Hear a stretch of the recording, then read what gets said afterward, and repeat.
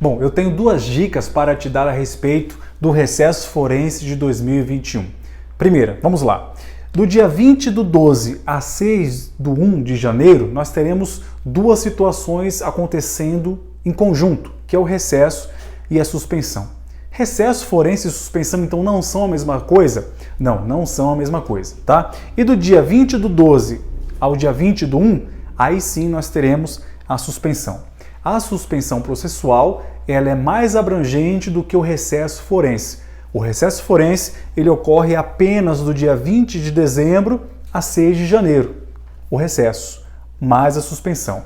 E do dia 20/12 a 20 de janeiro, nós temos exclusivamente a suspensão processual. Perfeito? Então, o que seria o recesso e o que seria a suspensão? Vamos agora falar.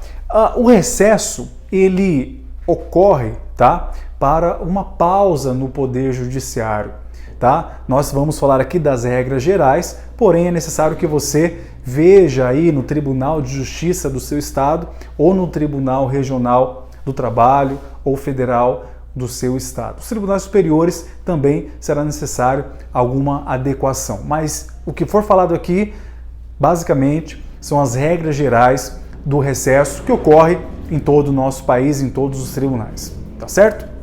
Então vamos lá. O recesso ele afeta o quê? O que não pode acontecer no recesso, né? Nós temos as audiências, as sessões e audiências de julgamento não podem acontecer no recesso. Nós temos as publicações, também não acontecem, as publicações no Diário Oficial deixam de acontecer no recesso. E também nós temos as intimações. As intimações também deixam de acontecer, intimações de partes e de advogados também deixam de acontecer durante o recesso, que é o prazo do dia 20 de dezembro a 6 de janeiro.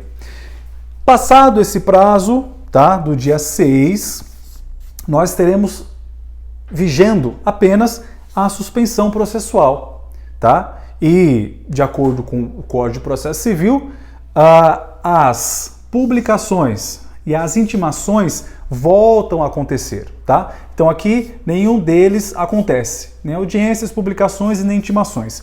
Nas suspensões, na suspensão processual, melhor dizendo, a única coisa que não acontece, tá, em regra, são as audiências cíveis, tá? As criminais e as que envolvem a vara da infância e juventude também costumam acontecer.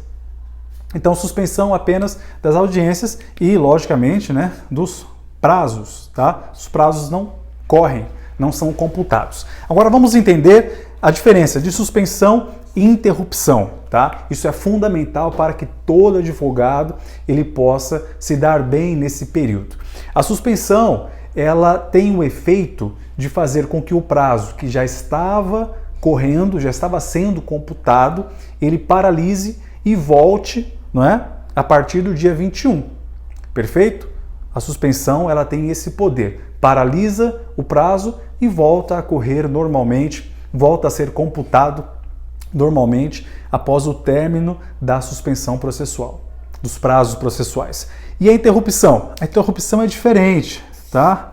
Por quê? A interrupção, no início, ela parece semelhante porque ela também paralisa o prazo, ela congela o prazo. Só que quando termina a causa que deu, não é?